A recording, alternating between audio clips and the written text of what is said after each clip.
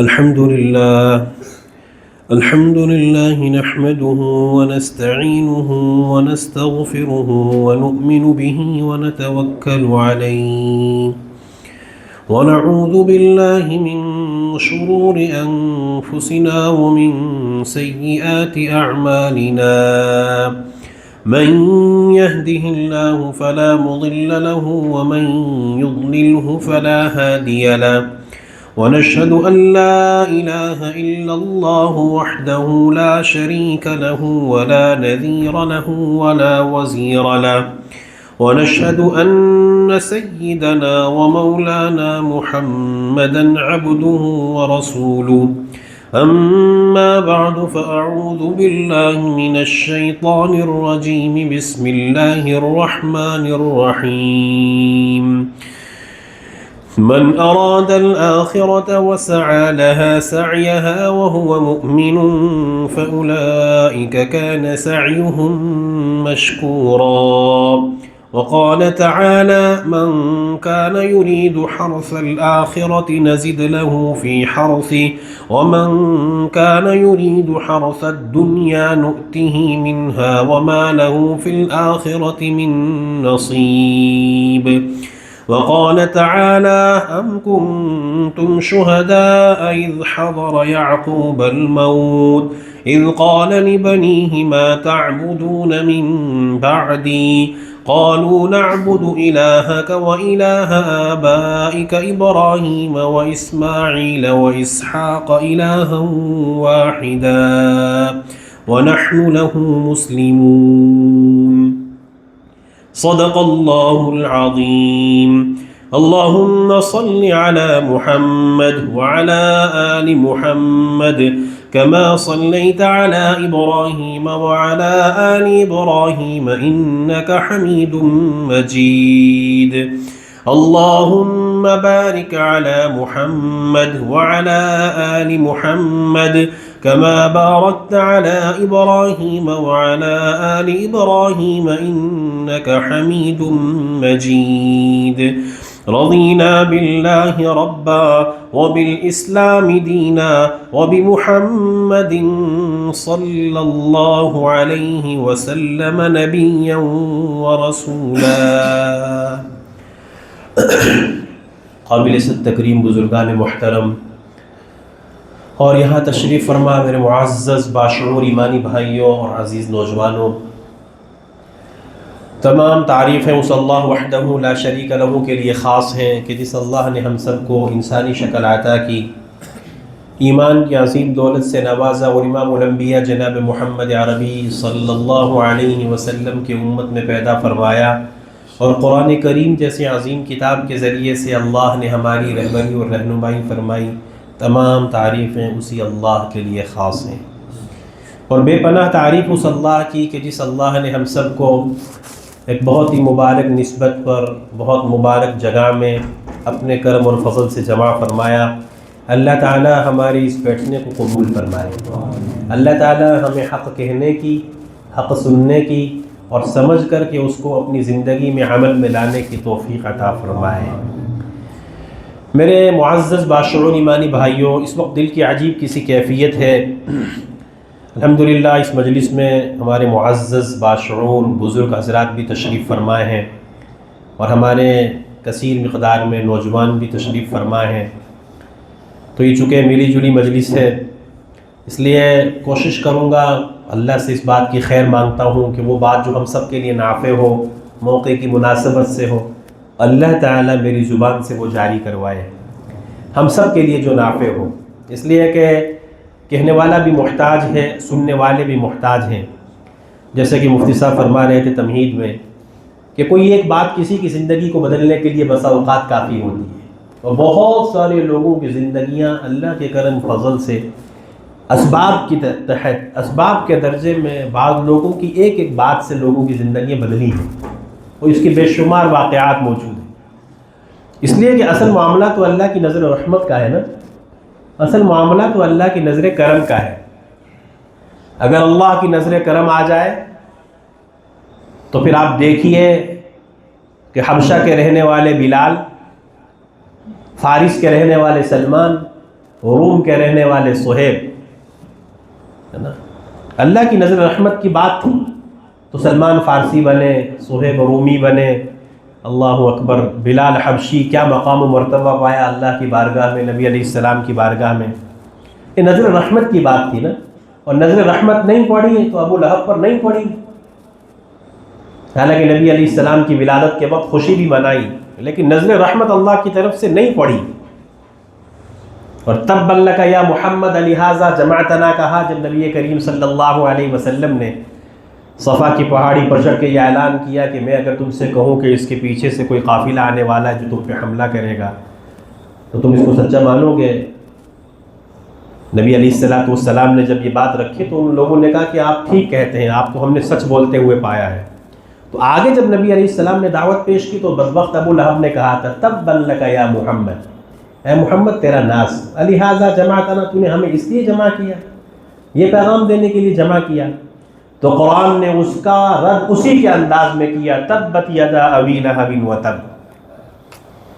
قیامت تک کے لیے مجھے اس وقت پڑھ کر کے تعجب ہوا جب قرآن کریم کی تفاسیر پڑھتے ہوئے ایک جگہ پر یہ نظروں سے گزرا تو اللہ کے تقوینی نظام پر یقین مضبوط ہوا. واقعی اللہ بے نیاز، اللہ کس کے لیے کیا فیصلہ کر دے اللہ کے سوا کوئی نہیں جانتا. اللہ کا تقوینی نظام کس کے لیے کیا کام کرتا ہے یہ اللہ کے سوا کوئی نہیں جانتا.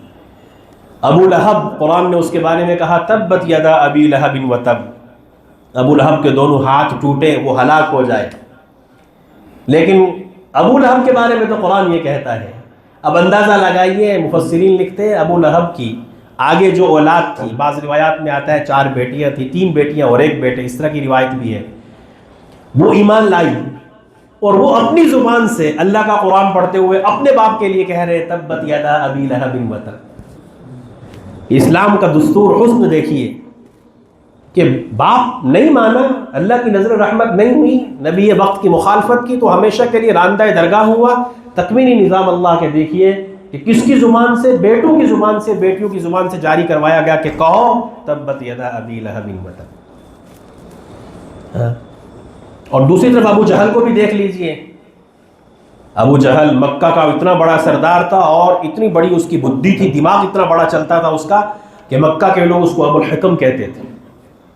نبی علیہ السلام نے کہا تھا یہ ابو الحکم نہیں ہے، یہ ابو جہل ہے. ہمیشہ اللہ کے نبی کی مخالفت کی، نظر رحمت نہیں پڑی، ساری سرداری، عزت، شہرت سب کچھ ابو جہل کے پاس تھا. اللہ کی نظر رحمت نہیں پڑی، ہمیشہ کے لیے راندہ درگاہ ہوا، ہمیشہ کے لیے مردود قرار دیا گیا. اور اس کے بیٹے اکرمہ کو اللہ نے ہدایت دی اور اکرمہ رضی اللہ بن گیا.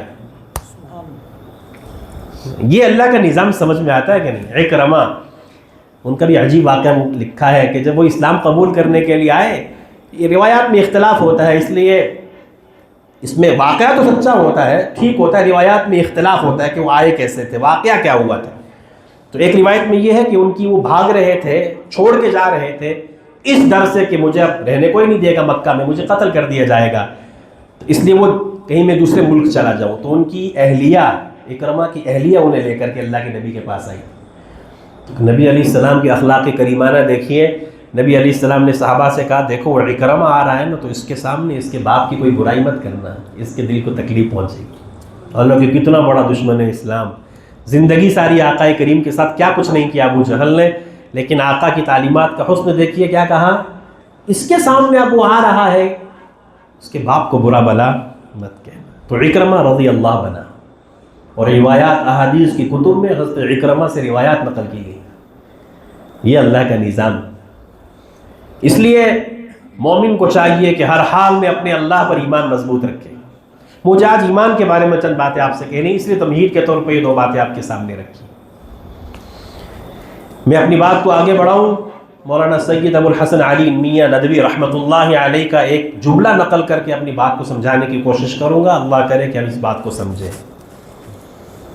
اور یہ بات میں اس لیے کہہ رہا ہوں کہ ایک بہت مناسب موقع کے اوپر، بہت مناسب محفل میں، بہت مناسب لوگوں کے سامنے، ذمہ دار، معزز، باشعور ایمانی لوگوں کے سامنے یہ بات کرنے جا رہا ہوں.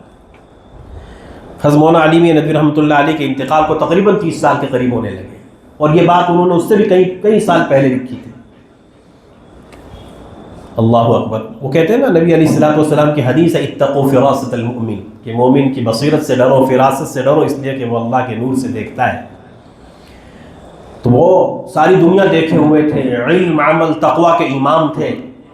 عرب کے بڑے بڑے شیوخ ان کے سامنے زانوے تلمس طے کیا کرتے تھے. عرب کے بادشاہ جو عرب کسی کو خاطر میں نہیں لاتے، مولانا علی میاں رحمۃ اللہ علیہ کے سامنے دو زانو بیٹھنے پہ فخر محسوس کرتے تھے. اللہ نے ایسا مقام دیا تھا. انہوں نے اپنی کتاب میں ایک جگہ لکھا ہے، اللہ اکبر، غور کیجئے گا اس بات پر. تقریباً 40 سال ہم مان کے چلتے پہلے یہ بات لکھی تھی، جب کوئی تصور بھی نہیں کر سکتا. حضرت نے لکھا کہ ہندوستان کے مسلمانوں کی جو حالات میں دیکھ رہا ہوں، اپنے نظروں کے سامنے وہ حالات میرے سامنے ہیں، جو میں کیچ کر رہا ہوں، جو میں محسوس کر رہا ہوں، کہ مجھے ڈر اس بات کا ہے. اور وہ اس بات کو ثابت کرتے ہوئے چند احادیث بھی پیش کرتے ہیں کہ حالات اتنے خطرناک مجھے دکھ رہے ہیں کہ آنے والی چند سالوں کے بعد یہ ہندوستان کا مسلمان اپنے اسلام کو بچانے کے لیے اتنا زیادہ بیکار اور اتنا زیادہ غافل ہوگا کہ اس کو پتہ بھی نہیں چلے گا کہ اس کے گھر کے اندر وہ ساری چیزیں داخل ہو چکی ہوں گی کہ جو اس کا اسلام سے کوئی تعلق نہیں ہے، یہاں تک کہ وہ چیزیں اس کو اسلام سے خارج بھی کروا سکتی. میں اس کو آسان کر کے آپ کو سمجھا رہا ہوں. حضرت نے اس زمانے یہ بات کہی کہ حالات ایسے پیدا کر دیے جائیں گے اور ایسے ہو جائیں گے کہ تصور بھی نہیں جائے گا کہ ایسا بھی ہونے کا امکان ہے، لیکن ایسا ہوگا. اور ایسے ہوتا ہوا میں دیکھ رہا ہوں کہ اگر اپنے آپ کو انہوں نے بچانے کی فکر نہ کی، اپنے ایمان کو لے کر یہ لوگ فکر مند نہ ہوئے، تو حالات ایسے ہو جائیں گے کہ ان کا ایمان بچنا مشکل ہوگا.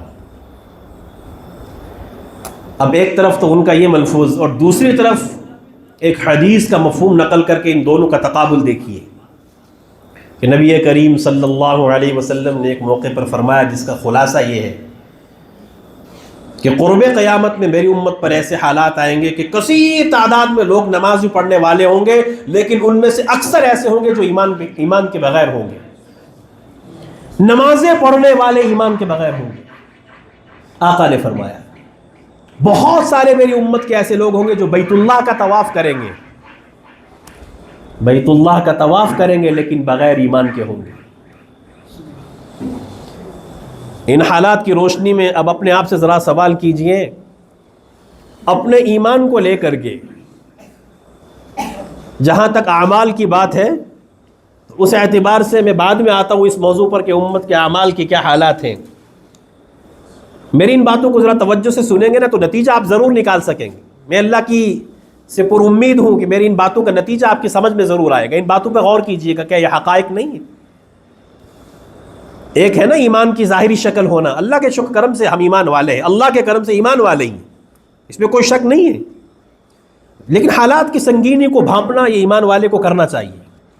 ایمان والا کبھی حالات سے بے خبر نہیں رہنا چاہیے، اور بطور خواہ جب کہ حالات اس کے ایمان کے مخالف ہوں یا اس کے حالات ایسے ہوں جو اس کے ایمان پہ زد مارنے والے ہوں، تو ایسی صورت میں تو کبھی بھی ایمان والا غافل نہیں ہو سکتا. میں آپ کو عقیدے کی ایک بات بتاتا چلوں. ہمارا عقیدہ ہے صرف انبیاء کرام علیہم الصلاۃ والتسلیم دنیا میں واحد ایک ایسی جماعت تھی کہ جن کی اللہ کی طرف سے ایسی حفاظت کی گئی کہ جو ایمان پر تھے، ایمان پر رہے اور ایمان کے ساتھ دنیا سے گئے. اس کے علاوہ صحابہ محفوظ ضرور تھے، لیکن بعد میں آنے والے کسی ایک کے لیے بھی گارنٹی اس بات کی نہیں ہے کہ ایمان پر پیدا ہوا تو ایمان پر مرے گا. کسی کے لیے بھی گارنٹی نہیں ہے، اور حدیث کی روشنی میں یہ بات آپ سے کہہ رہا ہوں. اگر یہ معاملہ اتنا سہل اور آسان ہوتا جتنا ہم سمجھ رہے ہیں، ایمان کے معاملے کو جتنا ہم نازک سمجھ رہے ہیں، جتنا سہل سمجھ رہے ہیں نا، کہ مسلمان ہے، نام بھی مسلمان ہے، باپ بھی مسلمان ہے، تو ماں بھی مسلمان ہے، اور ظاہری شکل و صورت بھی نماز مسلمان والوں ہی مسلمان والوں کی سی ہیں، اور ہمارے آس پاس بھی مسلمان رہتے، ماشاءاللہ خوبصورت سی مسجد میں بیٹھے. اگر یہی چیزیں مطمئن کرنے والی ہوتی تو پھر نبی کو اپنے بیٹوں کی فکر کرنے کی ضرورت نہیں تھی. کہ قرآن کریم میں اللہ تبارک و تعالی نے حضرت یعقوب علیہ السلام کا ذکر کرتے ہوئے، توجہ کیجئے گا قرآن کی آیت پر، پہلے بھی کئی بار آپ نے سنی ہوگی، لیکن آج کسی پس منظر میں اس بات کو سنیے گا اور سمجھیے گا اور غور کیجئے گا. اس لیے کہ ایمان ہے تو ساری بہار ہے، ایمان نہیں ہے تو کچھ بھی نہیں ہے. فقہا نے لکھا ہے کہ اگر کسی ایمان والے کے ایمان پہ زد پڑے اور اس کو اس بات کا احساس ہونے لگ جائے کہ میرا ایمان نہیں بچے گا، اور بچے گا تو میری جان دے کر کے بچے گا، تو فقہا نے لکھا ہے کہ جان دے دینا ایمان کو بچانے کے لیے بہتر ہے. کہ ایمان بچنا چاہیے، جان جائے تو کوئی مسئلہ نہیں. تو یعقوب علیہ السلام نبی ہیں، ان کے پیچھے بھی نبیوں کا سلسلہ ہے، آگے یوسف علیہ السلام نبی ہیں، قرآن نے ذکر کیا، اپنی جیب کی بات نہیں بتا رہا ہوں، وَوَصَّى بِهَا إِبْرَاهِيمُ بَنِيهِ وَيَعْقُوبُ يَا بَنِيَّ إِنَّ اللَّهَ اصْطَفَى لَكُمُ الدِّينَ فَلَا تَمُوتُنَّ إِلَّا وَأَنْتُمْ مُسْلِمُونَ، کہ تمہیں وصیت کی جا رہی ہے کس بات کی؟ کہ ان اللہ اصطفیٰ لکم الدین، کہ اللہ نے تمہارے لیے دین کو، دین اسلام کو منتخب کیا ہے، فلا تموتن الا وانتم مسلمون، کہ تمہیں موت نہیں آنی چاہیے مگر اسی حالت میں کہ تم اسلام پر ہو۔ اور اس کے آگے کی آیت دیکھیے، اور ہمیں آنکھیں کھولنے کی ضرورت ہے۔ اگر نبی جس کے دل میں، جس کے سینے میں نبوت والا دل ہے، جس کے منہ میں نبوت والی زبان ہے، وہ کہہ رہا ہے اپنے بیٹے سے، جمع کر کے پوچھا گیا ہے اپنے بیٹوں سے، ام کنتم شہداء اذ حضر یعقوب الموت، کہ جب یعقوب علیہ السلام کی موت کا وقت قریب آیا تو اس وقت انہوں نے وہاں موجود حاضرین کے سامنے بیٹوں کو جمع فرمایا کہ میرے بیٹوں جمع ہو جاؤ۔ آج بھی دنیا سے جانے والا اپنے بیٹوں کو جمع کرتا ہے، کیا کہتا ہے کہ یہ اتنی ساری جائیداد ہے، یہ کیسے تقسیم ہوگی، تم کیسے تقسیم کرو گے، لڑنا نہیں، جھگڑنا نہیں، کورٹ کچہری نہیں کرنا، یہ ساری باتیں ہوتی ہیں، سنبھال کے رکھنا، باپ کی میراث ہے، اس کو آگے بڑھانا۔ اور وہاں نبی کیا کہہ رہا ہے؟ سب کے سامنے جمع کر کے اپنے بیٹوں سے کیا پوچھا جا رہا ہے؟ ما تعبدون من بعدی، کہ تم میرے بعد کس کی عبادت کرو گے؟ اس آیت کے اس ٹکڑے کے ضمن میں سوچئے اور سمجھیے۔ ہمارے یہاں اگر یہ وبا نہیں ہے تو مطمئن ہو کر کے مت بیٹھیے، ہندوستان کے حالات، ہمارے ملک کے جو حالات اس وقت کہاں پورے جو جہاں جہاں ہو رہے ہیں، چونکہ اللہ کے کرم سے ادھر پڑھنا پڑھانا بھی ہوا اور اس کے بعد جماعت میں بھی ایک عرصہ تک رہے، آنا جانا لگا رہتا ہے، اور وہاں کے حالات ہمارے ساتھی، ہمارے جاننے والے بہت سارے بتاتے ہیں۔ اللہ معاف کرے، ایسے حالات ہیں، کلمہ گو، نمازی، امتی، سب کچھ دعویٰ کرنے والے، لیکن وہ تمام حرکات و سکنات کر رہے ہیں جو غیر مسلم کرتا ہے، اور نمازیں بھی پڑھی جا رہی ہیں، کلمے کا ورد بھی ہو رہا ہے، اور اس کے بعد شاعر اسلام کی ظاہراً تعظیم و توقیر بھی کی جا رہی ہے، لیکن ان تمام چیزوں کے ساتھ وہ کام کیے جا رہے ہیں جو غیر مسلم کرتا ہے۔ ہر ایک کا مذہب اس کو مبارک ہے، لیکن اس بات کو لے کر کیا ہمیں فکر مند نہیں ہونا چاہیے کہ آنے والا کل ہمارے لیے اور ہماری نسل کے لیے کیا حالات لے کر کے آئے گا؟ تو ہم اس تعلق سے اپنے بچوں کے لیے کیا فکر مند ہیں، اپنے لیے اور اپنے بچوں کے لیے۔ اور یہاں نبی یعقوب ہے، کیا کہہ رہے ہیں؟ ما تعبدون من بعدی، کہ میرے بعد تم کس کی عبادت کرو گے؟ تو بیٹوں نے بھی جواب وہی دیا جس کی امید تھی، نعبد الہک و الہ آبائک ابراہیم و اسحاق الہا واحدا، کہ ابا فکر مت کیجئے، ہم اسی الہ کی، اسی اللہ کی عبادت کریں گے جو آپ کا بھی رب ہے، اسماعیل اور ابراہیم کا رب ہے، الہا واحدا، جو واحد ہے، تنہا ہے، اس کا کوئی شریک نہیں ہے۔ تو یہ تسلی یعقوب علیہ السلام کو ملی، ہاں میرے بچے اسی راہ پر ہے جس راہ پر میں تھا، مجھے ڈرنے کی ضرورت نہیں۔ لیکن پھر بھی نبی نے اپنے زمانے میں فکر کی ہے اپنی اولاد کی۔ آج اگر اس جائزے پر، اس پیمانے پر ہم اپنا اور اپنے بچوں کا جائزہ لیں تو ہم میں سے اکثر و بیشتر اپنے آپ سے یہی کہیں گے کہ ظاہری شکل و صورت اور دین کی کچھ شکلیں بنیادی موجود ہیں، اسی کو لے کر مطمئن ہیں۔ تو کیا ہم مطمئن اس معنی کر ہو سکتے ہیں کہ آنے والا کل کیا حالات لے کر ہمارے بچوں کے لیے آئے؟ کیا ہم اس کیفیت اور پوزیشن میں ہیں؟ کیا ہم اس لائق ہیں کہ اپنے ایمان کو ایسے حالات میں بچا سکیں؟ کہنا تو بہت آسان ہے، اگر یہ ایمان بچانا اتنا آسان ہوتا نا تو پھر آقا کبھی یہ فرما کر کے نہ جاتے کہ ایسا زمانہ قرب قیامت میں آئے گا کہ یصبح الرجل مؤمنا ویمسی کافرا، کہ ایمان والا صبح کو ہوگا، ایمان والا شام ہوتے ہوتے کافر ہوگا۔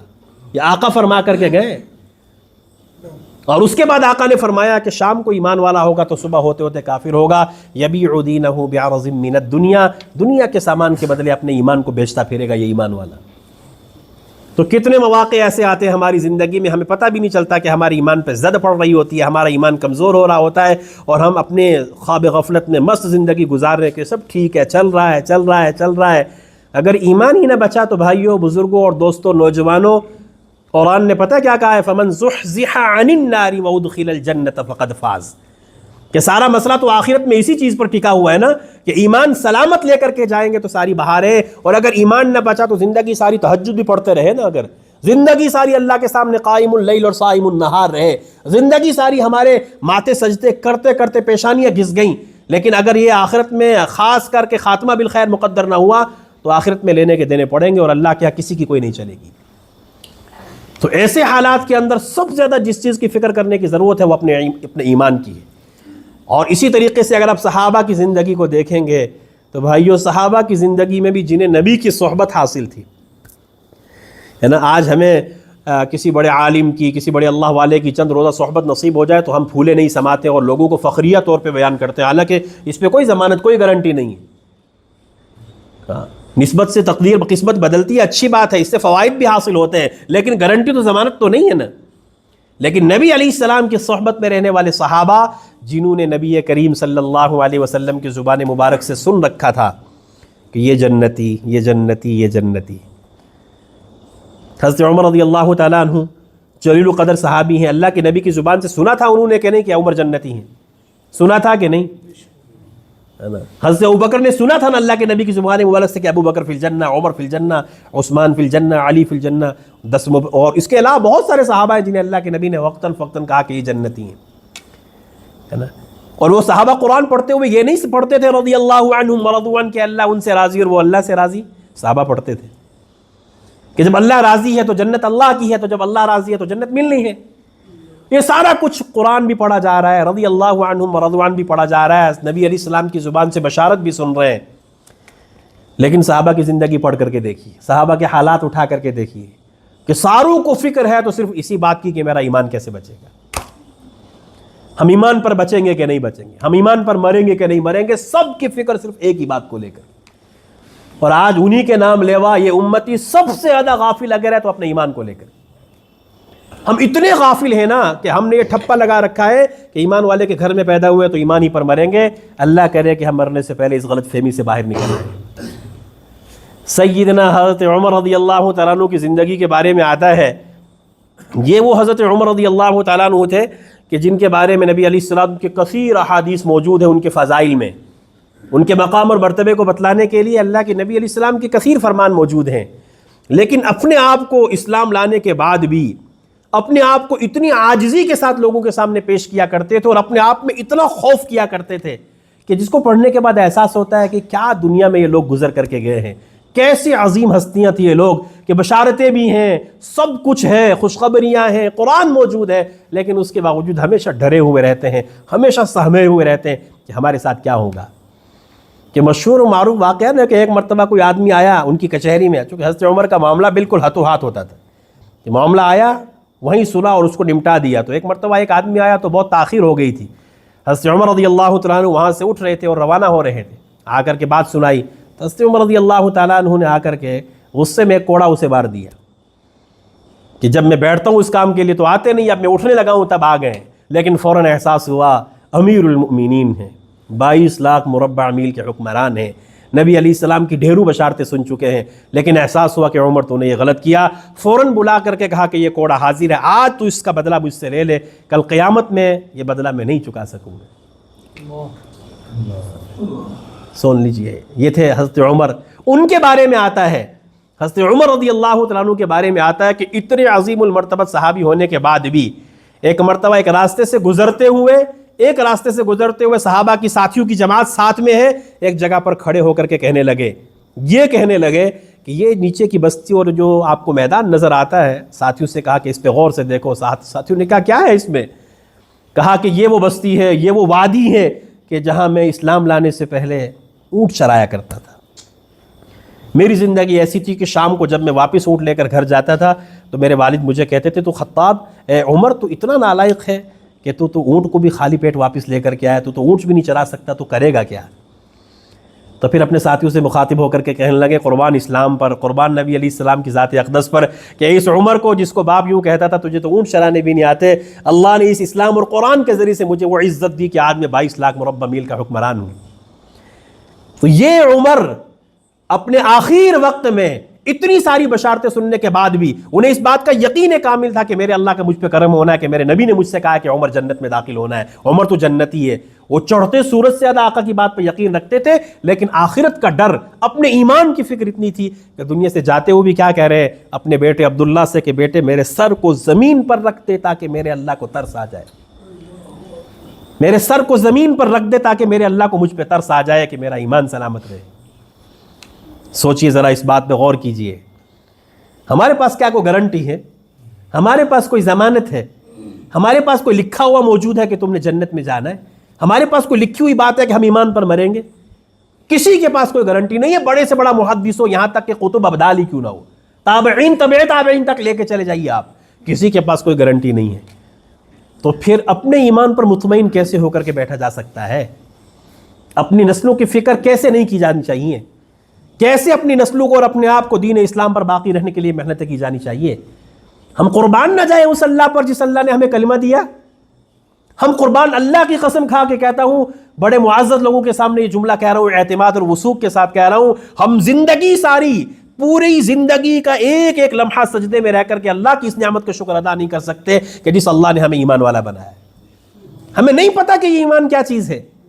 میں کبھی کبھی غیر مسلموں کے حالات اور کبھی کبھی وہ کبھی دیکھنے کا موقع مل جاتا ہے کہ وہ کیسی مشقت بھری زندگی گزارتے ہیں، کبھی پہاڑوں کی غار میں، کبھی سمندر کے کنارے، کبھی دریاؤں کے ساتھ ساتھ میں، عجیب زندگیاں، نہ کھانا نہ پینا، کچھ نہیں.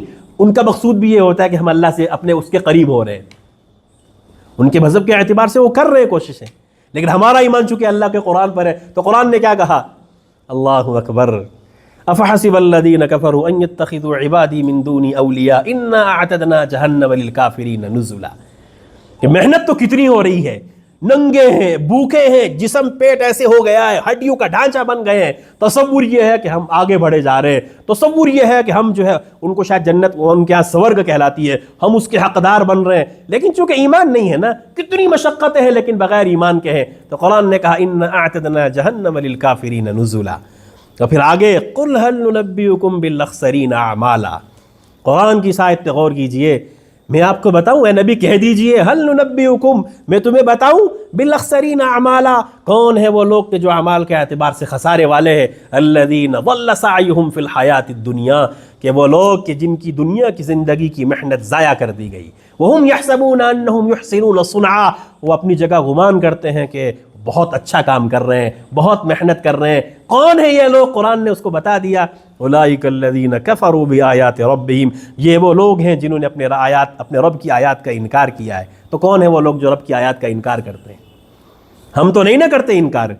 تو جب ہم انکار کرنے والوں میں سے نہیں ہیں، ہم ماننے والوں میں سے ہیں، تو کیا ہم اس پر اللہ کا شکر ادا نہیں کرنا چاہیے؟ بتائیے. لیکن کب کریں گے؟ جبکہ اس بات کا احساس ہوگا نا، ایمان کی قدر و منزلت کا پتہ ہوگا کہ صحابہ کرام ایمان لانے سے پہلے کی زندگی صحابہ کی دیکھی اور ایمان لانے کے بعد ایک ایک صحابی کی زندگی پڑھنے کے بعد احساس ہوتا ہے کہ وہ سب کچھ اہل و عیال، اولاد، جائیداد سب کچھ قربان کرنے کے لیے تیار تھے، لیکن جب معاملہ ایمان پر آتا تھا کہ گردن تو کٹا دیں گے لیکن ایمان پہ سودا نہیں کریں گے. کہ زندگی تو ایک ہی مرتبہ ملنی ہے، ایک ہی مرتبہ مرنا ہے، دوبارہ پیدا ہوں گے تو اللہ کے پاس دوبارہ حساب کتاب دینے کے لیے جائیں گے، پھر یا جنت ملے گی یا جہنم ملے گی. لیکن زندگی ایک ہے. اگر اللہ نہ کرے یہ ایمان کے بغیر، ایمان پر تھے اور ایمان کے بغیر دنیا سے رخصت ہوئے تو معاملہ بہت کٹھن ہونے والا ہے.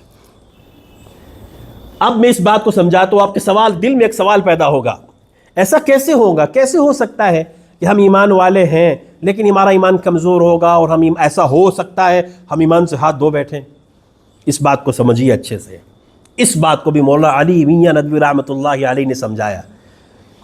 وہ فرمایا کرتے تھے کہ ضروری نہیں ہے کہ مرتد ہونے کا یہ مطلب ہے، اسلام سے ہٹنے کا یہ مطلب نہیں ہے کہ آپ پوری طریقے سے کنورٹ ہو کر کے سب کچھ چھوڑ چھاڑ کر کے جو وہ غیر کرتے ہیں ویسا کرنے لگ جاؤ. ضروری نہیں ہے کہ ایسا ہو. حضرت فرمایا کرتے تھے کہ انسان نماز پڑھ کر کے بھی مرتد ہو سکتا ہے. حضرت فرمایا کرتے تھے روزے زکوٰۃ دے کر کے بھی، یہاں تک کہ حج بیت اللہ کرتے ہوئے بھی انسان مرتد ہو سکتا ہے. اب سوچئے ذرا، یہ کسی عام آدمی کے جملے نہیں ہیں، اور جو انہوں نے لکھا اس کی شواہد احادیث کی کتب میں موجود ہے. یہاں کچھ علماء بھی تشریف فرمائیں کہ انسان بیت اللہ کا طواف کر رہا ہے لیکن وہ ارتداد میں ہے، نمازیں پڑھ رہا ہے لیکن وہ ارتداد میں ہے، روزے رکھ رہا ہے، زکاتیں دے رہا ہے، دین کے بنیادی کام کر رہا ہے، نام بھی مسلمان کے، بظاہر کام بھی مسلمانوں کے، لیکن وہ ارتداد کے حدود میں ہے. تو اگر اس پیمانے پر دیکھیں تو آج ہم امت کے اندر کیا فکری ارتداد نہیں ہے؟ اب اس پر غور کیجیے، فکری ارتداد امت میں نہیں ہے. کتنے سارے مسلمان ایسے ہیں، کتنے سارے نوجوان ایسے ہیں کہ جو زبان سے تو نہیں کہہ پاتے لیکن اندر اندر سے وہ اس بات کا شکار ہے. وہ کہتے ہیں کہ میں چونکہ نوجوانوں میں رہتا ہوں، کچھ اثرات بھی محسوس کرتا ہوں، تو کبھی کبھی بیچارے کچھ نہ کچھ کہیں نہ کہیں سے کسی کے ذریعے سے کوئی نہ کوئی بات سننے کو مل جاتی ہے. کئی سارے نوجوان، ان کا عمل، ان کا قول، ان کا رہن سہن، ان کا ہاؤ بھاؤ بتا رہا ہوتا ہے کہ وہ اس بات کے قائل ہیں کہ اگر ہم مسلمان نہ پیدا ہوئے ہو تو زیادہ اچھا تھا. میں آپ کو پورے اعتماد کے ساتھ اللہ کے گھر میں بات کے کہہ رہا ہوں. ہمیں نہیں پتا تم کیا سمجھ رہے ہیں، ہم کیا سمجھتے ہیں مسجد میں بیٹھے ہوئے دین کی باتیں ہو رہی ہیں تو کیا ہر ایک کے اندر دین ہے؟ ہر ایک کے اندر ایمان ہے، اور ایمان بھی ایسا جیسا ہونا چاہیے. غیروں کی اتنی محنتیں ہو چکی ہیں اور ایسا اندر سے ایمان کو لوٹا گیا ہے اور کھوکھلا کیا گیا ہے کہ ظاہر کے اعتبار سے ساری شکلیں ایمان والوں کی سی ہیں، لیکن اندر اندر سے وہ ایمان نہیں ہے. کسی وقت بھی وہ آندھی چلے گی تو اس کا ایمان خاکستر ہو جائے گا اور پتہ بھی نہیں چلے گا. اور پھر ہزاروں واقعات ہندوستان میں تو ہمارے ملک میں ہو ہی چکے ایسے اور ہو رہے ہیں. اس لیے اس بات کو لے کر کے کبھی دل میں یہ سوال پیدا نہ کرے کہ ایسا نہیں ہو سکتا، ہم ایمان والے لہذا ایمان والے ہی رہیں گے. نہیں، اس غلط فہمی سے باہر نکل جائے. اگر ایسی بات ہوتی کہ اب ایمان والا ایمان پر ہی مرے گا تو پھر آقا کریم صلی اللہ علیہ وسلم کے اس فرمانے کا کیا مقصد ہے؟ العبرۃ بالخواتیم. آقا فرما کر کے گئے نا انما العبرۃ بالخواتیم، کہ اعتبار خاتمے کا ہے. یہ آقا کی حدیث ہے، اس کا ایک جملہ ہے. تو آقا کے فرمانے کا مطلب یہ ہے نا کہ تم ایمان والے ہو، ایمان والے رہو گے تو ایمان پر مرو گے. ضروری نہیں ہے، اس لیے کہ دوسری کئی احادیث میں اس کے شواہد موجود ہیں کہ آقا کریم صلی اللہ علیہ وسلم نے فرمایا کہ بہت سارے کلمہ گو، نماز روزے پڑھنے والے، سب کچھ دین کے کام کرنے والے، یہاں تک کہ وہ اتنے نیک عمل کر لیں گے کہ اس کے اور جنت کے بیچ میں ایک بالش کا فاصلہ ہوگا، اتنے جنت کے قریب چلے جائیں گے، پھر اچانک ان سے کوئی ایسا عمل سرزد ہوگا کہ اللہ تعالیٰ ان کے لیے جنت کے بجائے جہنم کو لکھ دیں گے. اور ایک آدمی اتنے برے عمل کرے گا کہ اس کے اور جہنم کے بیچ میں ایک بالش کا فاصلہ رہے گا، پھر اللہ کی طرف سے تقدیر غالب آئے گی، کوئی ایسا عمل کرے گا اللہ اس کے لیے جنت کو لکھ دیں گے. اسی لیے حضرت حکیم الامت مولانا اشرف علی تھانوی نور اللہ مرقدہ فرمایا کرتے تھے، ان کا ظرف تھا، ان کی سوچ تھی، وہ فرمایا کرتے تھے میں تو ہر غیر مسلم کو بھی اپنے سے بہتر سمجھتا ہوں. معال کے اعتبار، اس وقت کے اعتبار سے اپنے غیر مسلم کو بھی اپنے سے بہتر سمجھتا ہوں. مسلمان کو تو سمجھتا ہی ہوں، غیر مسلم کو بھی سمجھتا ہوں. تو اس پر سوال ہوا تھا کہ اس کا مطلب کیا ہے؟ تو حضرت نے یہی جواب دیا تھا کہ آج اگر وہ غیر مسلم ہے، میں ایمان والا ہوں، تو میرے پاس کوئی گارنٹی نہیں ہے کہ کل میرا ایمان سلامت رہے گا، اور میرے پاس اس کی کیا گارنٹی ہے کہ کل جب وہ مرے تو ہو سکتا ہے کہ وہ ایمان والا ہو کر کے مرے. نزہۃ المجالس میں ایک بہت خوبصورت واقعہ لکھا ہے. اس ضمن میں اس واقعے کو سن کر کے غور کیجئے، کتنی حقیقت ہے یہ بات کہ اللہ تعالیٰ کسی کے دل کو بدلنا چاہے، کس کے دل کو کدھر بدلنا چاہے وہ اللہ کے سوا کوئی نہیں جانتا. یہ دل بدلنے والی ذات اللہ کی ہے. اسی لیے ہمیں کیا دعا سکھائی گئی ہے؟ ہمیں کیا دعا سکھائی گئی ہے؟ یا مقلب القلوب ثبت قلبی علی دینک. قربان نبی علیہ السلام نے اللہ سے کیا کیا مانگا ہے نا. لیکن افسوس یہ بھی تو ہے کہ ہمیں نبی علیہ السلام کی ان دعاؤں کا اگر علم ہے بھی تو عمل میں نہیں ہے. پتہ ہی نہیں ہے بہت ساروں کو کہ اللہ کے نبی نے جیسے ایمان کے تعلق سے نبی علیہ السلام نے ایک موقع پہ اللہ سے کیا مانگا؟ اللہم انی اسألک ایمانا و یقینا لیس بعدہ کفر. اے اللہ میں آپ سے ایسا ایمان اور یقین مانگتا ہوں جس کے بعد کفر کی کوئی صورت نہ ہو. تو کبھی ہم نے اللہ سے ایسے مانگا؟ کبھی تنہائی میں اللہ سے اس بات کو مانگا اللہ قربان آپ پر سب کچھ آپ نے ایمان والا دیا، بس آپ سے اللہ عاجزانہ درخواست ہے، اللہ کو عزت کا واسطہ دے کر کے مانگے، اللہ کو شان رحیمی کا واسطہ دے کر کے مانگے، جتنی منت سماجت اللہ کی کر سکتے ہو کرے تنہائی کے اندر، اس بات کو لے کر کے کہ پیارے اللہ بس جب تک زندہ ہے تو اسلام پر رہے اور جب موت آئے تو ایمان پر آئے. ہماری ساری بھلائیاں اسی میں مضمر ہیں. ورنہ قارون کے بارے میں پتہ کیا لکھا ہے؟ بعض علماء لکھتے ہیں، مفسرین لکھتے ہیں قارون جو ہے وہ توریت کا حافظ تھا. توریت کا حافظ لکھا ہے بعض لوگوں نے قارون کو، اور اللہ نے اس کو دیا کتنا ہوا تھا؟ ان قارون کان من قوم موسیٰ فبغى علیہم وآتیناہ من الکنوز ما ان مفاتحہ لتنوء بالعصبۃ اولی القوہ. اتنے بڑے خزانے اس کے تھے، اس کی چابیاں کئی جو ہے نا اونٹوں پر لاد کر لائی جاتی تھی. اتنے بڑے خزانوں کا مالک توریت کا حافظ ہے. لیکن ہوا کیا؟ جب اس نے اس بات کو محسوس کیا کہ جو مال میرا ہے یہ میری اپنی کمائی ہے، مجھے اللہ نے نہیں دیا ہے، تو جب اللہ کے سامنے چیلنج کرنے پر اترا، اللہ کے مقابلے پر آیا اور اللہ کے احکامات کا منکر ہوا، تو پھر کیا ہوا اس قارون کے ساتھ؟ فخسفنا به وبدارہ الارض. اللہ فرماتے اس کی دولت کے ساتھ ہم نے اس کو زمین میں دھسا دیا. اب بتائیے نا، جو لوگ دولت پہ ناز کرتے ہیں، جو لوگ شہرت اور عزت پہ ناز کرتے ہیں، کہ جن کے مطمع نظر صرف یہی بات ہوتی ہے کہ دنیا کی عزت مطلوب ہے، جی ہمیں دنیا میں شہرت چاہیے، ہمیں دنیا میں مال چاہیے. بہت سے لوگ کہتے ہیں جی اللہ معاف کرے، پتہ نہیں وہ کس طرح یہ جملہ کہہ دیتے ہیں، وہ آخرت تو دیکھی جائے گی. پتہ نہیں کس طرح کہتے ہیں جی آخرت میں تو دیکھ لیں گے، وہ مرنے کے بعد کی زندگی کس نے دیکھی جی. اور یہاں قارون توریت کا حافظ ہو کر کے اتنے بڑے خزانوں کا مالک، کیا کیا اس کی دولت نے اس کے ساتھ؟ ہمیشہ کے لیے دھسا دیا گیا زمین کے اندر. دولت اس کے کام آئی؟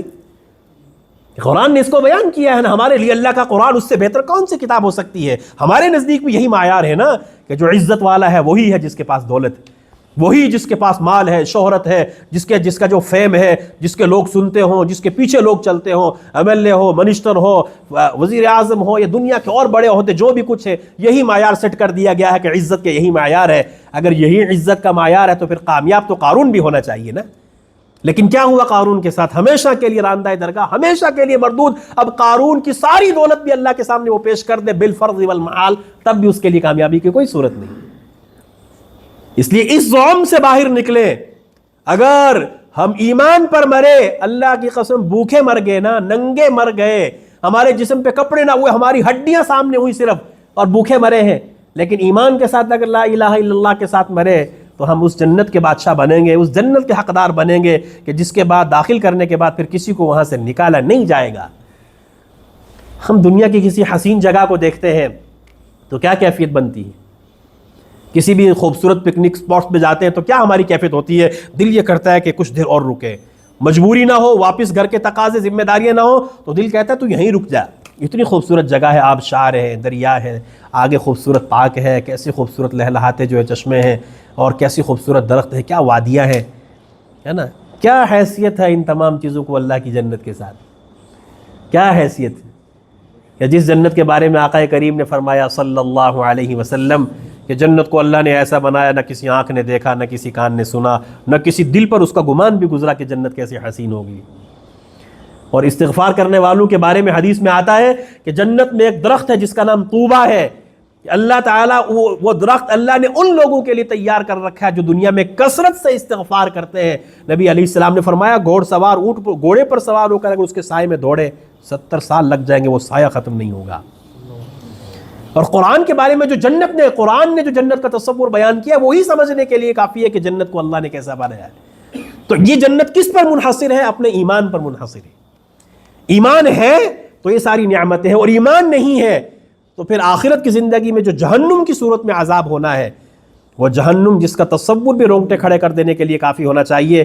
لیکن ہم ہیں نا غافل لوگ، بڑی آسانی سے کہہ دیتے ہیں کوئی مسئلہ نہیں، دیکھ لیں گے مرنے کے بعد.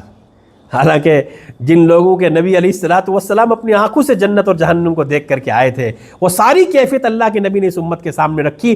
اس لیے رکھی نا تاکہ میری امت کبھی غافل نہ ہو، جنت کا شوق میری امت کے اندر آئے، جہنم کا ڈر میری امت کے اندر آئے. لیکن کہاں ہے وہ اب صورت؟ اب تو یہاں تک کہ نوبت آ گئی کہ بس کہنے کی حد تک تو سارے کہتے ہیں کہ نہیں ایک دن مرنا ہے، ہاں مرنا ہے، لیکن مرنا کس طرح ہے اس کی پرواہ کسی کو نہیں، کسی کو بھی اس کی پرواہ نہیں ہے. اور جو میں نے پہلے آپ کے سامنے حدیث نقل کی تھی جس کا مفہوم یہ تھا کہ بہت سارے لوگ اس حال میں نماز پڑھیں گے کہ وہ ایمان والے تک نہیں ہوں گے. اب ظاہر سی بات ہے جب یہ کیفیت ہوگی تو بظاہر جب مرنے والے ایسے بھی تو ہو سکتے ہیں نا کہ مریں گے تو ظاہراً ایمان کی صورت میں، لیکن وہ ایمان والے نہیں ہوں گے. تو یہ فکر کرنے والی بات نہیں ہے؟ سوچئے نا ذرا، یہ ڈرنے والی بات نہیں ہے. یہ بھی یاد رکھیں میرے بھائیوں، میں آپ کو مایوس کرنے کے لیے یہاں نہیں آیا ہوں.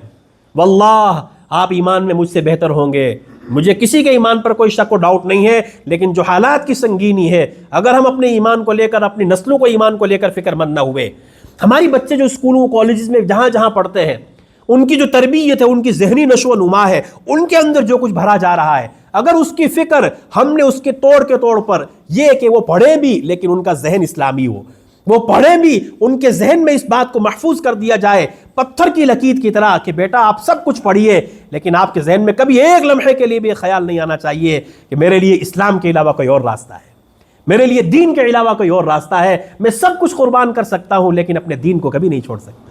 میں سب کچھ کھانے بھولنے کے لیے تیار ہوں لیکن کبھی بھی نبی علیہ الصلوۃ والسلام کی حرمت پر کبھی آنچ نہیں آنے دوں گا. یہ ذہن دینا ہے ہم نے اپنے بچوں کو.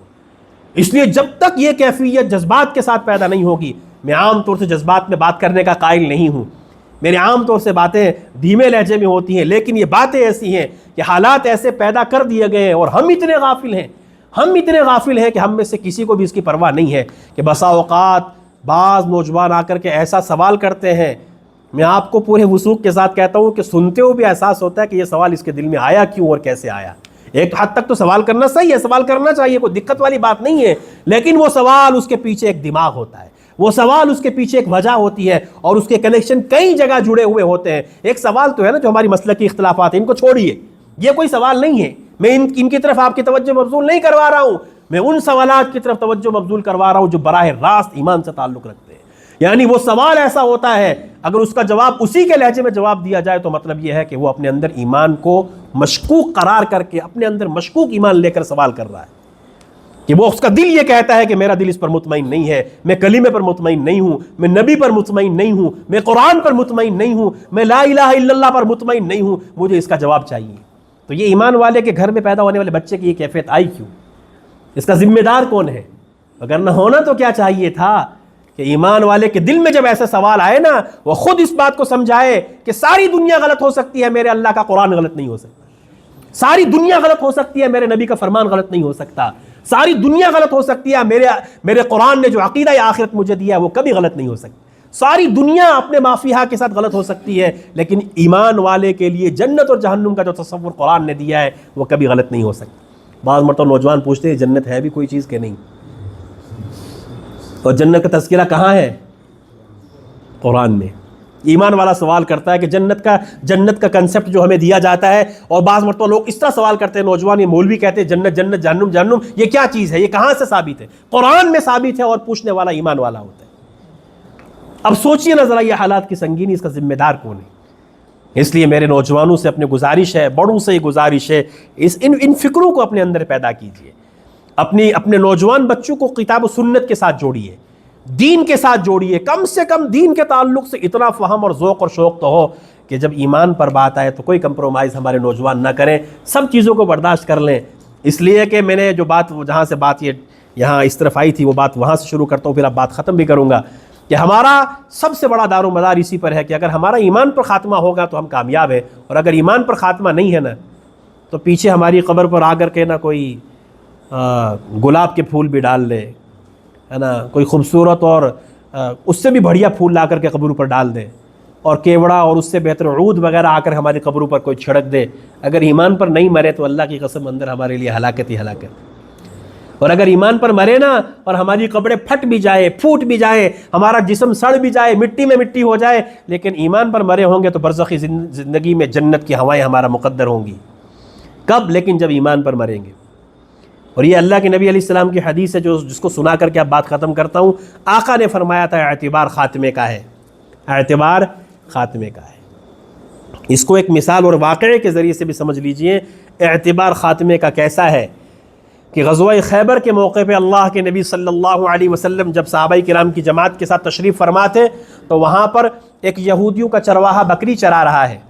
یہودیوں کا چرواہا بکری چرا رہا ہے. اس نے دیکھا کہ کچھ لوگ یہاں جمع ہیں، وہ آتا ہے اور آ کر کے صحابہ سے پوچھتا آپ کون لوگ ہیں، یہاں کیوں آئے ہیں، آپ کا مشن کیا ہے؟ تو صحابہ کرام نے تعارف کروایا. مسلم شریف میں یہ روایت موجود ہے. صحابہ نے بتایا کہ ہم کون ہیں. پھر اس یہودی چرواہے نے پوچھا کہ آپ کے بڑے سردار کون ہیں، کہاں ہیں؟ آقا کریم صلی اللہ علیہ وسلم ایک جگہ اس جو ہے چھپر میں تشریف فرما تھے. تو صحابہ نے اس یہودی کے چرواہے کو نبی علیہ السلام تک پہنچایا. نبی علیہ السلام نے اس کو دین کی دعوت دی، اسلام کی دعوت دی. یہودیوں کا چرواہا تھا، تو اس نے اسلام کی دعوت سننے کے بعد کہا کہ جو کچھ آپ مجھے کہہ رہے ہیں، جس چیز کی آپ مجھے دعوت دے رہے ہیں، یہ بات تو بہت اچھی اور بھلی معلوم ہوتی ہے. اللہ کی طرف سے ہدایت کا وقت تھا تو وہ یہودیوں کا چرواہا مسلمان ہو جاتا ہے. جب مسلمان ہو جاتا ہے تو نبی علیہ السلام نے اس سے یوں کہا کہ یہ جو بکریاں جن یہودی کی ہیں ان کو واپس کر کے آؤ. اب دیکھیے یہاں پر اسلام کی تعلیم دیکھیے. حالانکہ انہی یہودیوں سے معاملہ ہے جن کا محاصرہ ہے، وہ وہی خیبر کے یہودی ہیں. اللہ کے نبی چاہتے تو ان بکریوں کو اپنے پاس رکھ سکتے تھے کہ یہیں رکھ لو، انہی سے جھگڑا ہے، معاملہ ہے، یہاں رہنے دو. لیکن آقا نے کیا فرمایا کہ ان کی بکریاں واپس کر کے آؤ. وہ بکریاں کر کے واپس آتا ہے. آقا کریم نے صلی اللہ علیہ وسلم نے واپس آ کر کے پوچھتا ہے کہ اللہ کے نبی صلی اللہ علیہ وسلم اب مجھے کیا کرنا ہے، مجھے کیا کرنا ہے؟ خاتمہ بالخیر کو سمجھا رہا ہوں حدیث کی روشنی میں. تو اللہ کے نبی علیہ السلام نے فرمایا کوئی نماز کا وقت تو ہے نہیں کہ تم سے نماز پڑھواؤں، زکوٰۃ کا معاملہ تم پر تو ہے نہیں، ابھی مسلمان ہوئے ہو، روزے تو ہے ہی نہیں کہ وہ رکھوانے ہیں، تو پھر مجھے کیا کرنا ہے؟ کہا کہ ان صحابہ کی جماعت کے ساتھ رہو، ابھی اگر ضرورت پڑی تو ان جو ہے یہودیوں کے ساتھ اگر مقابلہ ہوگا، تم چاہو تو ان کے ساتھ شریک ہو کر صحابہ کی جماعت کے ساتھ جنگ میں شریک ہو جاؤ. وہ کہتا ہے یہودیوں کا چرواہا جو ابھی چند ساعت پہلے مسلمان ہوتا ہے وہ یوں کہتا ہے کہ اگر آپ مجھے جنگ میں بھیجتے ہیں اپنے ساتھیوں کی جماعت کے ساتھ تو دو باتوں میں سے ایک بات ہونی ہے، یا تو میں مارا جاؤں گا یا زندہ لوٹ کر کے آؤں گا، دونوں صورتوں میں آپ میری ضمانت لیجئے۔ یہ یہودیوں کا چرواہا جو چند ساعت پہلے مسلمان ہوتا ہے آقا سے کہہ رہا ہے میری ضمانت لیجئے۔ آقا کریم نے فرمایا کہ اگر تم زندہ لوٹ کر کے آئے تو غازی کہلاؤ گے، اور میرے صحابہ کے ساتھ تمہارا بھی بلند اور بالا مقام ہوگا، اور اگر تم وہاں شہید ہو گئے تو میں تمہیں ان سب کے سامنے گواہی دیتا ہوں کہ تم جنت کے حقدار بنو گے، جنت کے مکین بنو گے۔ اللہ کا کرنا ایسا وہ گیا اور اس کو شہادت مقدر ہو گئی۔ جب شہادت مقدر ہوئی تو صحابہ کی جماعت میں جہاں کچھ صحابہ کی نعشیں پڑی تھی تو ان کی بھی نعش تھی۔ کچھ صحابہ وہ سب جانتے نہیں تھے نا، چونکہ اجنبی ابھی کچھ دیر پہلے آئے تھے، تو صحابہ بڑی تعجب کی نظروں سے دیکھ رہے تھے کہ ہمارے ساتھیوں میں یہ ایک اجنبی کون ہے۔ تو اللہ کے نبی علیہ السلام کو جب اس کی اطلاع دی گئی تو نبی کریم صلی اللہ علیہ وسلم ایمان کی قدر و منزلت کو دیکھیے کہ ایمان کیا چیز ہے، کتنی بڑی دولت ہے یہ ایمان جس سے ہم غافل ہیں۔ آقا خود تشریف لاتے ہیں، کھڑے ہو کر کے اس کی لاش کے پاس کھڑے ہوتے ہیں، صحابہ کو مخاطب بنا کر کے کہتے ہیں یہ میرا وہ امتی اور صحابی ہے جس نے ایک بھی نماز نہیں پڑھی، ایک بھی روزہ نہیں رکھا، کوئی بھی دیگر نیک عمل نہیں کیا، لا الہ الا اللہ پڑھنے کے بعد میرے حکم پر شہید ہوتا ہے۔ تم سب کو گواہ بنا کر کے کہتا ہوں کہ یہ جنتی ہے، اس لیے جنتی ہے کہ اس کا خاتمہ لا الہ الا اللہ پر ہوا ہے۔ یہ ہے ایمان کی قدر و منزلت کہ زندگی ساری جیسی ماسی گزری، لیکن اگر خاتمہ ایمان پر ہوا ہے تو معاملہ ٹھیک ہے، اور اگر خاتمہ ایمان پر نہ ہوا تو پھر معاملہ خراب ہے۔ اس کی فکر کرنی ہے۔ اب آخری بات یہ بھی سمجھ لیجئے کہ ایمان والوں کسی زندگی گزاریں گے، اللہ کی ذات سے امید ہے کہ ایمان والوں کی سی موت آ جائے گی۔ تو اپنے اعمال کو درست کریں، اپنے کردار کو درست کریں۔ آج کا مسلمان جھوٹ، جوا، شراب، کباب، فحاشی، عریانیت، بے حیائی، دھوکہ، اللہ کے حقوق میں بھی غفلہ، بندوں کے حقوق میں بھی غفلہ۔ کون ہے ہم میں سے ایسا جو یہ کہہ سکتا ہے کہ یہ برائیاں ہمارے اندر نہیں؟ اللہ کے حقوق بھی ہم غصب کرتے ہیں، بندوں کے حقوق پر بھی ہم ڈاکے ڈالتے ہیں۔ اگر ہم بندوں کے حقوق پر بات کریں نا تو الا ماشاء اللہ سینکڑوں میں سے اکا دکا لوگ ہوں گے، ورنہ کسی نے کسی کی عزت پہ حملہ کیا ہوتا ہے، کسی نے کسی کا مال دبا کے رکھا ہوتا ہے، کسی نے کسی کا قرض لے کر کے نہ دیا ہوتا ہے، کسی نے زمین ہڑپ کر رکھی ہوتی ہے، کسی نے کسی کا گھاس دبا کے رکھا ہوتا ہے، اور یہ کورٹ کچہریوں کے چکر زیادہ مسلمان لگاتے ہیں، کوئی اس کا جھگڑا اس کے ساتھ زندگیاں گزر جاتی ہیں اور اسی میں مر کر کے چلے جاتے ہیں، کوئی کسی کا حق نہیں دیتا۔ حالانکہ یہ حقوق العباد کا معاملہ اتنا نازک ہے کہ قرض جیسی چیز اگر شہید کے اوپر بھی ہو تو وہ معلق رہتی ہے، اس کی شہادت معلق رہتی ہے۔ قرض اتنی بری چیز ہے، لیکن ہم میں سے کون ان کی اہمیت کو سمجھتا ہے؟ یہ تمام چیزیں اللہ کے حقوق ہوں، بندوں کے حقوق ہوں، جب تک ہمارے یہ کتاب و سنت کے معاملات درست نہیں ہوں گے، کتاب و سنت کے تحت کے معاملات درست نہیں ہوں گے، ہمارا ایمانی معیار بلند نہیں ہو سکتا۔ ہم نماز بھی پڑھ رہے ہوں گے، بظاہر شریعت و سنت کے بھی پابند لگ رہے ہوں گے، لیکن اگر حقوق اللہ اور حقوق العباد میں کمی ہوگی تو پھر یاد رکھیں ان تمام چیزوں کا تعلق چونکہ ہمارے ایمان کے ساتھ ہے نا۔ صحابہ کرام کے بارے میں آتا ہے نا، کسی سے اگر ایک ادنا سی چیز بھی اگر لے کے رکھی ہوتی تھی جب تک اسے واپس نہیں کرتے تھے چین نہیں آتا تھا۔ اور ہمارے یہاں بہت سارے لوگ، پچھلے ہفتے مینڈر جانا ہوا تھا ایک پروگرام میں، وہاں پر وہ کچھ لوگ بتانے لگے کہ اس پورے علاقے میں پورا کلچر ہی ایسا ہے، وہ کہہ رہے تھے پورے علاقے کا کلچر ایسا ہے، اس پورے محلے علاقے کا، کہ یہاں لوگ قرض لیتے ہی دکاندار سے اسی لیے کہ ہم نے دینا ہی نہیں واپس۔ تو اس کو پہلے سے پتا ہوتا ہے کہ اب وہ دکانداری بھی تو کرنی ہے، وہ جتنا ہوتا ہے اس کا ایک کچھ حصہ دے دیتے ہیں، پھر وہ بیچارہ لٹک کے رہتا ہے دکاندار۔ لیکن وہ کلچر ایسا ہے، سب دکان لینے والے پہلے سے ذہن میں رکھتے ہیں کہ قرض لیں گے لیکن دیں گے نہیں۔ اب سوچئے ذرا اسی حال میں مر کر کے چلے گئے تو کتنا بوجھ لے کر کے جائیں گے اللہ کے ساتھ، کیا کر کے جائیں گے یہ سب کچھ لے کر کے؟ تو کیوں نہ دنیا کو ہلکا کیا جائے، کیوں نہ اللہ کو راضی کرنے کی محنت اور کوشش کی جائے۔ ہم میں سے جو پہلے مرے، ہمارے آبا و اجداد جو کبھی، میں اپنے بڑے تایا جان جو ہمارے تھے اللہ ان کی قبر کو نور سے بھر دے، ہمارے والد صاحب فرمایا کرتے تھے کہ ایک عام گاؤں کے ایک آدمی تھے، لیکن جیسے آپ کے ہاں بھی ہوگا، آپ کے بھی آبا و اجداد میں سے ایسے رہے ہوں گے، ہوتا ہے نا گاؤں کے لوگ پرانے جو ہوا کرتے تھے ایک آواز دیتے تھے تو پورا گاؤں جمع ہو جاتا، ہر جگہ ایسے ہوتے ہیں لوگ۔ اب میں سوچتا ہوں کبھی کبھی کہ والد صاحب فرمایا کرتے تھے 1974 میں ادارہ قائم ہوا، 76 میں ان کا انتقال ہو گیا تھا، اتنے 48 سال کے قریب انتقال ہوئے ہو گئے، لیکن کبھی ایسی طوطی بولتی تھی، ایک آواز لگتی تھی تو پورا محلہ علاقہ جمع ہوتا تھا، اور آج قبر میں پتہ نہیں کس حال میں۔ تو ہم نے بھی تو اسی طرح زندگی گزار کے مر کر کے چلے جانا ہے، تو کیوں نہ اپنی آخرت کے لیے فکر کریں، جس کو قرآن نے کہا وَالْآخِرَةُ خَيْرٌ وَأَبْقَىٰ، کہ آخرت بہت بہتر اور باقی رہنے والی چیز۔ اصل تو آخرت ہے نا. اسی لیے اللہ کے نبی کیا فرمایا کرتے تھے؟ اللہم لا عیش الا عیش الآخرہ فاغفر الانصار والمہاجرہ. اے اللہ اصل زندگی تو آخرت کی زندگی ہے، اصل زندگی تو آخرت کی زندگی. اور ہماری دل چاہت سب کچھ کیا کہتی ہے؟ وہ تو دیکھیں گے بعد میں، ابھی دنیا کو ذرا انجوائے کر لیں، ابھی دنیا کو ذرا اچھے سے گزار لیں، پھر اس میں حلال حرام کی کوئی پرواہ نہیں، اپنی اور بچوں کی، نسلوں کی، قرآن کی، سنت کی کوئی پرواہ نہیں. بس گزارو زندگی، مر کر کے قبروں میں چلے جاؤ، اور وہاں جا کر کے بھگتنا پڑا تو کیسے بھگتیں گے؟ ہمارے پاس کچھ ہوگا قبر میں دینے کے لیے؟ کیا ہم قبر میں کچھ لین دین کر سکیں گے؟ یعنی ایسا آپشن ہوگا کہ ہم کہیں ہم سے غلطی ہو گئی ہے، یہاں پر کچھ لین دین کر لیجئے، ہم توبہ بھی کر لیں قبر کے اندر؟ یہ آپشن دیا جائے گا؟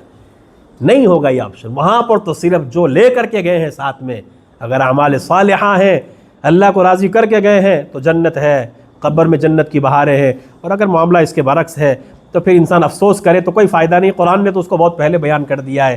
اللہ کے سامنے انسان کہے گا نا، یا ویلتا اطعنا اللہ واطعنا الرسول، کاش کہ میں دنیا کی زندگی میں اللہ اور اس کے رسول کا کہنا مان لیتا، اللہ اور اس کے رسول کا کہنا مان لیتا. پتہ تو تھا اللہ کیا چاہتے ہیں، پتہ تو تھا کہ نبی کیا چاہتے ہیں، لیکن وہ دنیا کی زندگی میں ایسے مست رہے.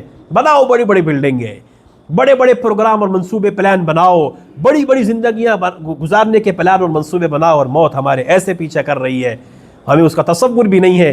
کئی سارے پلان. ابھی جو پرسوں پنچ میں وہ دو بھائیوں کا ایکسیڈنٹ ہوا نا، تو ان کے جنازے کے اگلے دن، یعنی رات کو ان کا جنازہ ہوا، تو وہ سورن کوٹ سے پیچھے گاؤں ہے کولیاں بچہ والی، وہاں کے تھے وہ دونوں بھائی، سگے بھائی جن کا انتقال ہوا. تو وہ جہاں جا رہے تھے، گلپور میں ان کی برادری میں رشتہ داری تھی، شادی تھی، یہ بھائی وہاں جا رہے تھے گلپور کے اندر.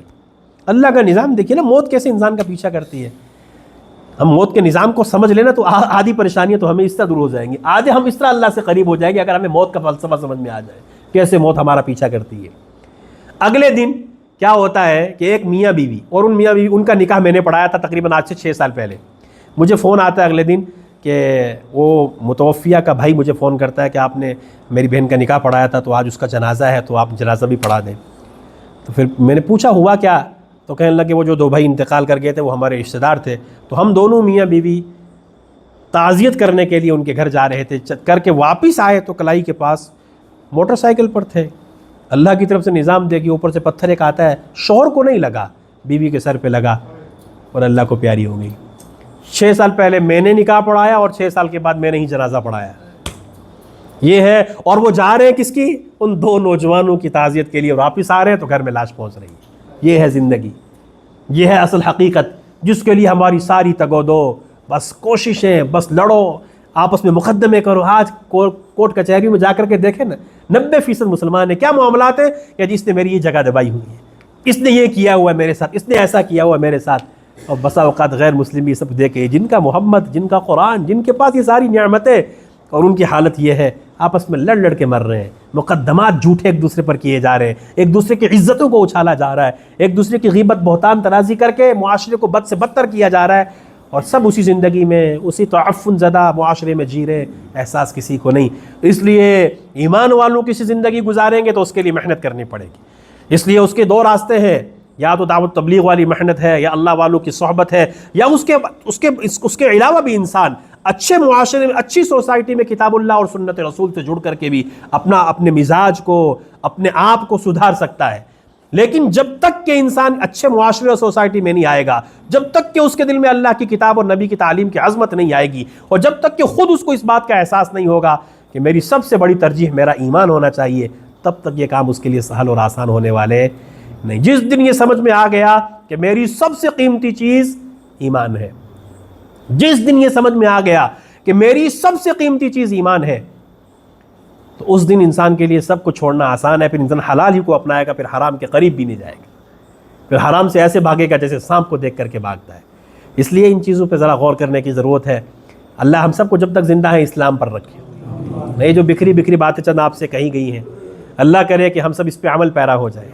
ہر ایک اگر بیدار ہو جائے نا، ہم میں سے جتنے ہم سب یہاں ہیں، ہم اپنے تعلق سے کم سے کم اپنی اولاد کے تعلق سے اگر یہ بیداری پیدا کر لیں تب بھی کم سے کم ہم ایک اچھا معاشرہ، کم سے کم ایک سوسائٹی میں کچھ لوگ تو ایسے پیدا ہوں گے. ورنہ اگر سارے ہاتھ پہ ہاتھ دھرے بیٹھے رہے یا سارے مایوس ہو کر کے بیٹھے رہے جی اب کیا کریں جی سارا معاشرہ ہی ایسا ہے جی سارے ہی ایسے ہیں، تو پھر کون آگے آئے گا؟ کون آگے آئے گا جس نے یہ فکریں کرنی ہے؟